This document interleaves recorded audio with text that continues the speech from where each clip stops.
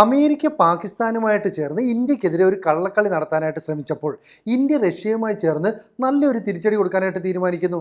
എന്ന് പറഞ്ഞാൽ ഇന്ത്യയും പാകിസ്ഥാനും തമ്മിലാണ് സംഘർഷാവസ്ഥ നിലനിൽക്കുന്നതെങ്കിലും അവിടേക്ക് റഷ്യയും ഇന്ത്യയും ചേർന്ന് ചില പുതിയ ആശയങ്ങൾ അവതരിപ്പിക്കാനായിട്ട് പോകുന്നു. ഇത് പാകിസ്ഥാനെ മാത്രമല്ല അമേരിക്കയെ കൂടെ ഞെട്ടിച്ചു. കാരണം ഡൊണാൾഡ് ട്രംപ് എന്ന് പറയുന്ന അമേരിക്കൻ പ്രസിഡന്റ് പറയുന്നു, ഇരു രാജ്യങ്ങളും തമ്മിൽ ഉണ്ടാകാമായിരുന്ന ആണവ യുദ്ധം അവസാനിപ്പിച്ചത് എൻ്റെ ഇടപെടലോടുകൂടിയാണ്. ഇരു രാജ്യങ്ങളുമായിട്ട് ഞങ്ങൾ കച്ചവട ബന്ധം പുനഃസ്ഥാപിക്കണമെങ്കിൽ അല്ലെങ്കിൽ തുടങ്ങണമെങ്കിൽ ഈ യുദ്ധം അവസാനിപ്പിക്കണമെന്ന് പറഞ്ഞു. അതിൽ പേടിച്ച് ഇരു രാജ്യങ്ങളും വെടിനിർത്തി. പക്ഷേ ഇന്ത്യൻ പ്രധാനമന്ത്രി നരേന്ദ്രമോദി കൃത്യമായി പറഞ്ഞു, മൂന്നാമതൊരു രാജ്യത്തിൻ്റെ ഇടപെടൽ കൊണ്ടല്ല ഈ യുദ്ധം നിർത്തിയത്. പാകിസ്ഥാൻ്റെ DGMO നമ്മുടെ DGMOയുടെ കാല് പിടിച്ച് ഈ വെടിനിർത്തൽ വേണമെന്ന് ആവശ്യപ്പെട്ടതുകൊണ്ട് നമ്മൾ അതിനോട് അംഗീകരിച്ചു. നമുക്കറിയാം, പാകിസ്ഥാൻ നമുക്കെതിരെ ആക്രമണം തുടങ്ങിയ സമയത്ത് തന്നെ ഇതിനെയെല്ലാം പ്രതിരോധിക്കാൻ കഴിഞ്ഞത് S-400 എന്ന് പറയുന്ന റഷ്യൻ നിർമ്മിത വ്യോമ പ്രതിരോധ സംവിധാനം ഉള്ളതുകൊണ്ടാണ്. അതായത് സുദർശൻ ചക്ര. നമ്മുടെ പുരാണത്തിലെ സുദർശന ചക്രവുമായി ബന്ധപ്പെട്ടാണ് ഈ പേര് വന്നിരിക്കുന്നത്. ഇപ്പോൾ അമേരിക്ക പാകിസ്ഥാൻ്റെ കൂടെ ചേർന്ന് ഒരു കള്ളക്കളി നടത്തുന്നത് ഇന്ത്യക്കൊരു പണി കൊടുക്കുക എന്ന ലക്ഷ്യത്തോടു കൂടിയാണ്. അതിനുവേണ്ടി എന്താ ചെയ്യുന്നതെന്ന് പറഞ്ഞു കഴിഞ്ഞാൽ, റഷ്യ ഇന്ത്യയോട് ചേർന്നിട്ട് പറഞ്ഞു, നിങ്ങൾ S-400 ഉപയോഗിച്ചില്ലേ, അത് യുദ്ധമേഖലയിൽ ഉപയോഗിച്ചത് വലിയ ഹിറ്റായി മാറി. ലോക രാജ്യങ്ങൾ ഇത് വളരെയധികം ശ്രദ്ധിച്ചു. അതുകൊണ്ട് തന്നെ ഞങ്ങളുടെ S-400 ഡിമാൻഡ് ഉയർന്നിരിക്കുകയാണ്. ഇന്ത്യയുമായി ചേർന്ന് ഞങ്ങൾ ഒരു പുതിയ പദ്ധതി നടപ്പാക്കാനായിട്ട് ആലോചിക്കുന്നു.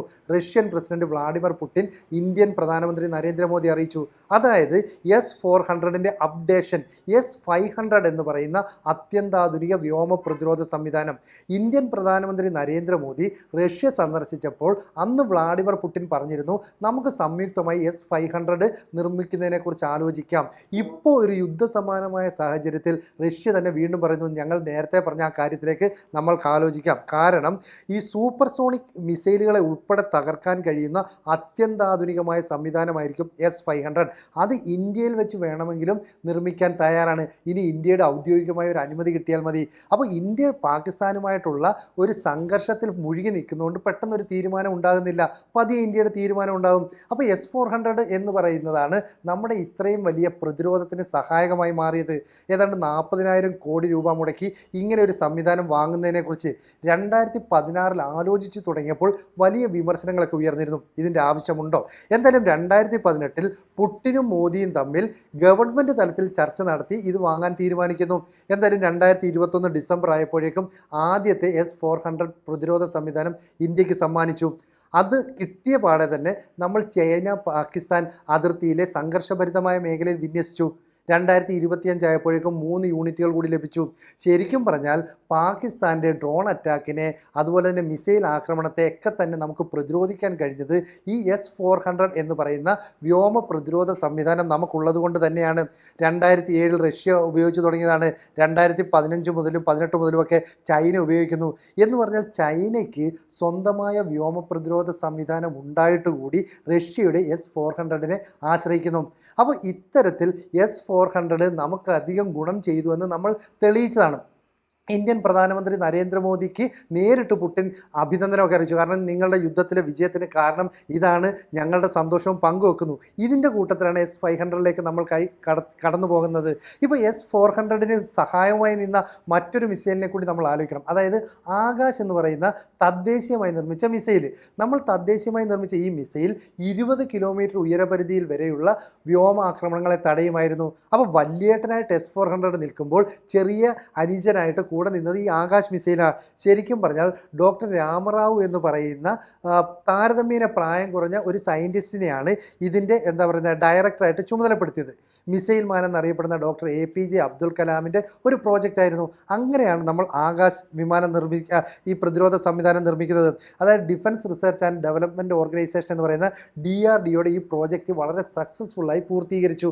മാത്രമല്ല, ഇത് നിർമ്മിച്ച് വന്നത് ഹൈദരാബാദിലെ ഭാരത് ഡൈനാമിക് ലിമിറ്റഡ് ആണ്. അപ്പോൾ അവരുടെ പ്രൊജക്റ്റ് വൻ വിജയമായി എന്നാണ് ഈ ഒരു ആക്രമണങ്ങളെ പ്രതിരോധിക്കുന്നതിലൂടെ തെളിയിച്ചത്. അപ്പോൾ പാകിസ്ഥാൻ്റെ ഭാഗത്തു നിന്ന് വലിയ രീതിയിലുള്ള മിസൈൽ, സൂപ്പർസോണിക് അറ്റാക്കുകൾ, ഡ്രോൺ അറ്റാക്കുകൾ, വ്യോമാക്രമണങ്ങൾ, ഇതിനെയെല്ലാം തന്നെ നമ്മുടെ ആകാശ് ഉൾപ്പെടെയുള്ള പ്രതിരോധ സംവിധാനങ്ങൾ പൂർണ്ണമായിട്ടും നിഷ്പ്രഭമാക്കിയെന്ന് വേണമെങ്കിൽ പറയാം. അമേരിക്കയുടെ F-16 പോലെയുള്ള വിമാനങ്ങളെ വരെ തടയാൻ നമുക്ക് കഴിഞ്ഞത് ഈ S-400 ഉള്ളതുകൊണ്ടും ഈ ആകാശിൻ്റെ സാന്നിധ്യം ഉള്ളതുകൊണ്ടുമൊക്കെയാണ്. അതായത് യുദ്ധം തുടങ്ങിയ സമയത്ത് തന്നെ പഞ്ചാബിൻ്റെയും ജമ്മു കാശ്മീരിൻ്റെയും അതിർത്തികളിലൊക്കെ തന്നെ നമ്മൾ ആകാശ് മിസൈൽ വിന്യസിച്ചു.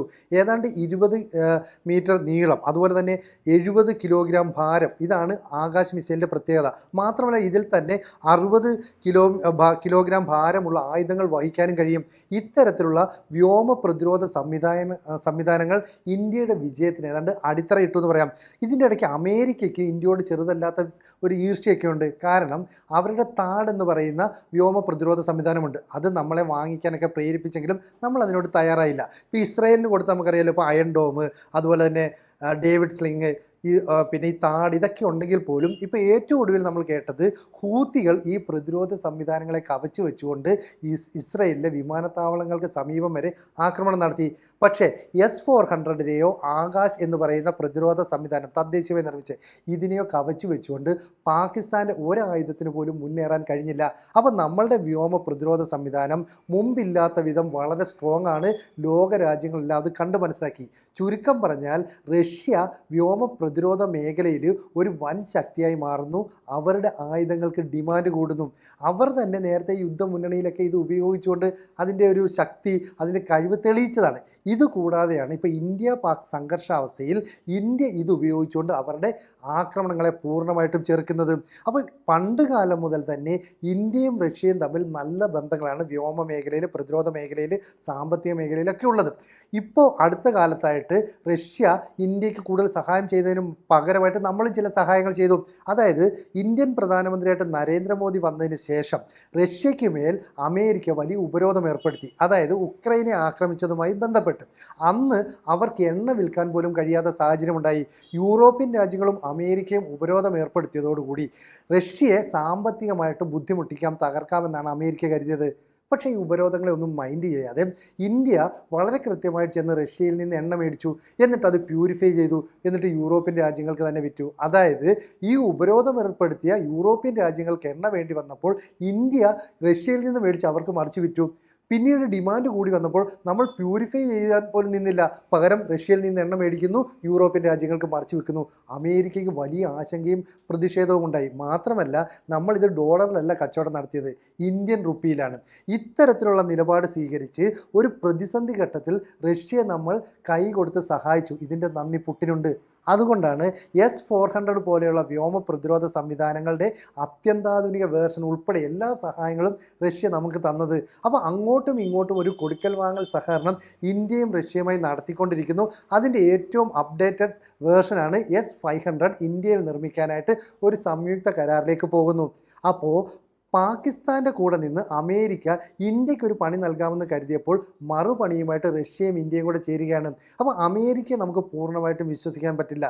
എല്ലായ്പ്പോഴും നമ്മുടെ കൂടെ ഉണ്ടെന്ന് പറഞ്ഞു നിൽക്കുകയും പെട്ടെന്ന് പാകിസ്ഥാന് വേണ്ടി കളം മാറ്റി ചവിട്ടുകയും ചെയ്യുന്ന ഒരു രാജ്യമാണ്. ഇത്തരത്തിലുള്ള നിലപാടുകൾ നമ്മൾ വളരെ ശ്രദ്ധിക്കേണ്ടതാണ്. മാത്രമല്ല നമ്മളിപ്പം ഇങ്ങോട്ട് പ്രതിരോധമൊക്കെ ഏർപ്പെടുത്തി, അല്ലെങ്കിൽ വ്യോമ പ്രതിരോധമൊക്കെ ചെയ്തുവെങ്കിലും നമ്മൾ ചില ആക്രമണങ്ങൾ അവിടേക്ക് നടത്തിയിരുന്നു. അതായത് പാകിസ്ഥാൻ്റെ 12 എയർബേസുകൾക്ക് നേരെ നമ്മൾ ആക്രമണം നടത്തി.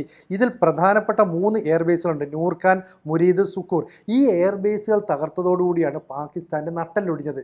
കാരണം റൺവേയിൽ നിന്ന് വിമാനങ്ങൾക്ക് ടേക്ക് ഓഫ് ചെയ്യാനോ ലാൻഡ് ചെയ്യാനോ ഒന്നും പറ്റാത്ത സാഹചര്യം. സിഗ്നലിംഗ് സംവിധാനത്തെ തകർത്തു, റഡാർ സംവിധാനങ്ങളെ ഇല്ലാതെയാക്കി, മുന്നറിയിപ്പ് സംവിധാനങ്ങൾ പൂർണ്ണമായും തകർന്നു. അങ്ങനെ ഒരു ഘട്ടത്തിൽ വ്യോമാക്രമണം നടത്താൻ പോലും പാകിസ്ഥാന് പറ്റില്ല.